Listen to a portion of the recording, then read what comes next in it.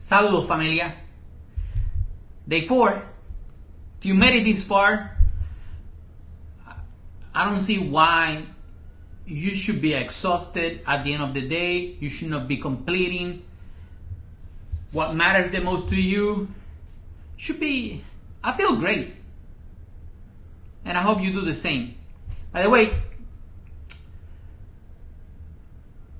I haven't received any negative feedback, and it's not that I'm asking for negative feedback, but we like to know, what is your current status on time management? Why you are watching this video.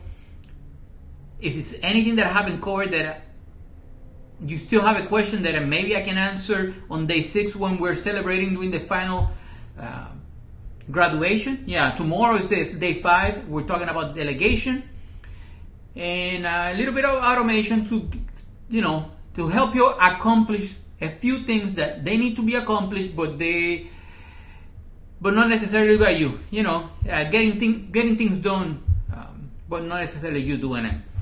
So if you're watching this day 4, day 1 we planned the perfect day. Day 2 we did the 5-minute refocusing strategy. Day 3, yesterday, we talked about eliminating procrastination, and today is about the to-do list. So why not start with the to-do list? Because I wanted you to see on day 1 where you were spending your day, how you're spending your day, how you're feeling your day, what tasks are filling your day. Once you realize that, you probably will see maybe the next day, or maybe yesterday, maybe today, that you're doing a lot of things that are not moving the needle forward. They're not getting you closer to your goal. You're doing things that because you think you have to do them, or the business will fail. And I challenge you to create a stop doing list. There are a lot of things that you and I do. I used to do a lot of things that didn't move me closer. I guarantee you, I can tell you countless things. Meetings, interruptions, emails. Meetings were the biggest one in the Air Force. But what happened is you let yourself you go through that rabbit hole, and a month passed by and you haven't, sales are the same, business is the same, personal life is getting worse. So that's why I want to cover, or I want to talk to you about the strategic to-do list. And what I mean strategic to-do list is exactly the same way, exactly the same thing that you did day 1, day 2, day 3. But what happened is we're taking it a step further.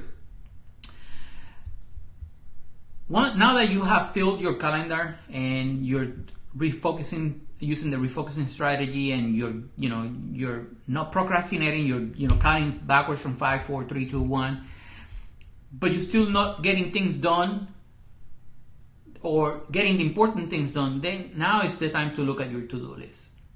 So here is there are things in your to-do list, or there are things that will show up in your day. They are urgent and they're important.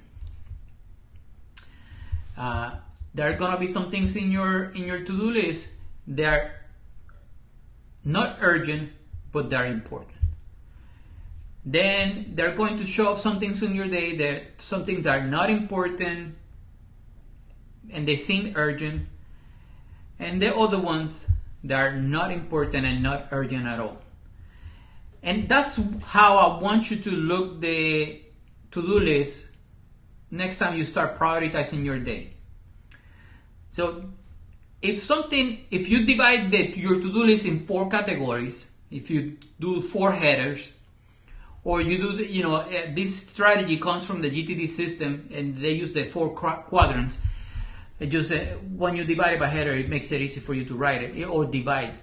So if you have a to-do list in a piece of paper, then you rip the piece of paper and write from this to-do list what is, or the things that happened today, what is urgent and important. And what happened is, with those things that are urgent and important, those are the things that you want to minimize, reduce as much as possible. It could be putting out fires. That's a great example, because putting out fires doesn't move you, it just solves the problem. It doesn't move you closer to your goals. Let's say that your goal is to gain more clients. How putting out a fire, getting you a next client? It might prevent you from not losing one. So the solution is not okay, I have to solve Angel, I have to put out that fire. That's not the solution. The solution is how you can avoid that from happening again. And if it's a staffing issue, if it's a tool issue, if it's a recurring error or problem, then stop putting a band-aid and just fix the damn problem. Period. Minimize the urgent, important task. The second category is the urgent, the important but not urgent. Those are the tasks that you're typically go on your calendar, because those are the tasks that will move you closer to your goal, whatever your goal is. Those are the tasks that matter the most.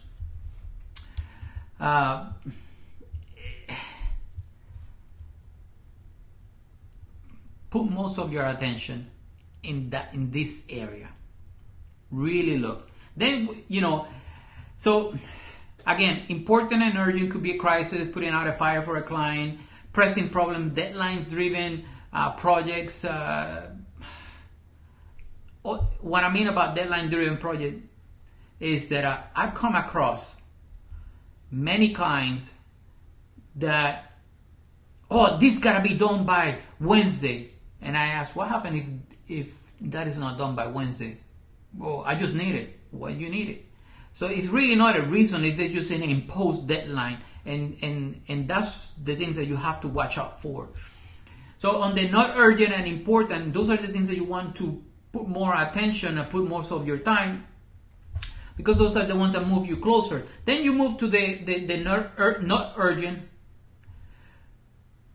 not important, but urgent. Interruptions. Oh, Angel, I gotta talk to you. Really?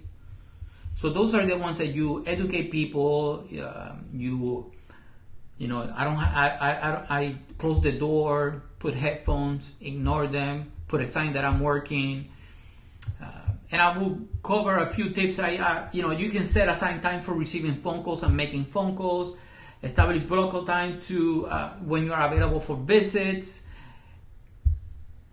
so on and so forth. There are a lot of tips and tricks, and I wrote a couple here. Don't schedule meetings unless they're necessary.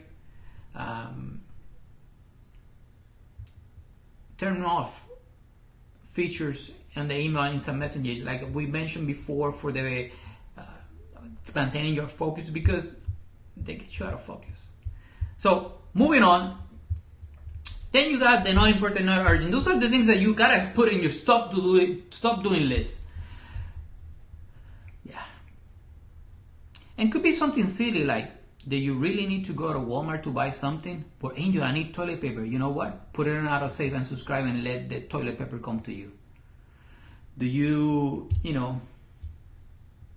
screen calls? Maybe it's time for you to start screening calls. Do you start playing in trivia and busy work? Scrolling to Facebook, turning the TV on because you need background noise, but you're getting distracted. You go to a meeting with not a set agenda, so the 15-minute meeting goes for an hour and 15 minutes, an hour longer than what you were expecting. Those are the things that you gotta avoid. So important and urgent, you want to manage. You want to start thinking how you can reduce those things. And it's good that you start noticing what happened today, what happened yesterday, and you put on that list, so you can start thinking, hey, I need to put a plan in place, a system in place, something to avoid this from happening one more time. Because it takes time. It takes your time, it takes resources, and you're not getting your time back. Period. Then you move to the important and not urgent, let's leave it for the end. Then you move to the not important and urgent. And those are the ones that you definitely, again, A lot of people spend the places that I see most people spending most of the time is the important and urgent and not important and urgent, because it's just it has to happen like other people's deadline. No, it doesn't have to happen. And then you need to you want to. I created a post a long time ago. It was about you need to create a stop doing list. That's the most important list. What are the things that you realize that you need to stop doing? Do you need to stop watching TV? Well, Angel, I need TV. Well, okay. Do you need to? Can you stop watching? Do you need to stop watching TV 7 days a week? Maybe you watch. If you're watching 2 hours a day, can you watch an hour just as a reward, and use that extra hour for exercising or spending with the family or doing calls, sending emails, whatever you need to do? Are you driving too much back and forward? Can you make calls while you drive?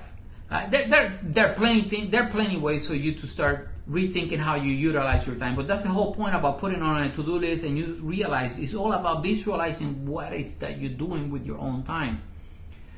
And then what you want to start doing is putting more attention and blocking your calendar with the things that they're important and not urgent, because those are the things that actually move your needle. For example, can you schedule that I need to schedule gym time, running 2 miles? That's not urgent, but it's important. What about taking my wife to lunch?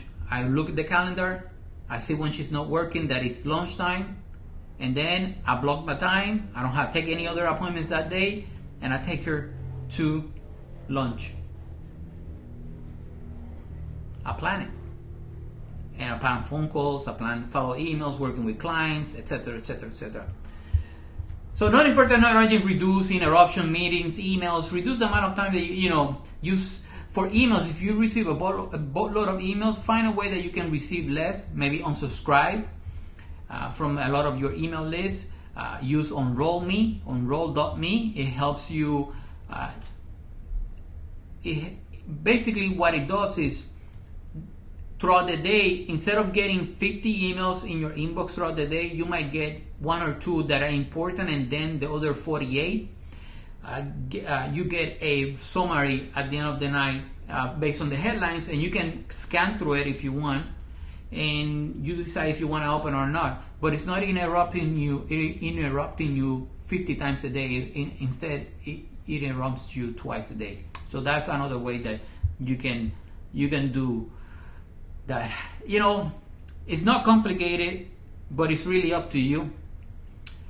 You have to be intentional about what you allow your day or how you want the day to be, and what interruptions and projects you say yes and no. And I think that's the biggest one. Is I'm still guilty of saying yes to too many things, and it's a constant work in progress for me. Sometimes I start justifying, like, for example, I'm going to a trip next week and it's going to take most of my day, and I probably would not make a call, but I can develop that friendship and that relationship with that person and maybe create some videos. So I always looking, like, I'm finding reasons why I'm justifying that, and that's when I know that it might not be the right thing for me to do.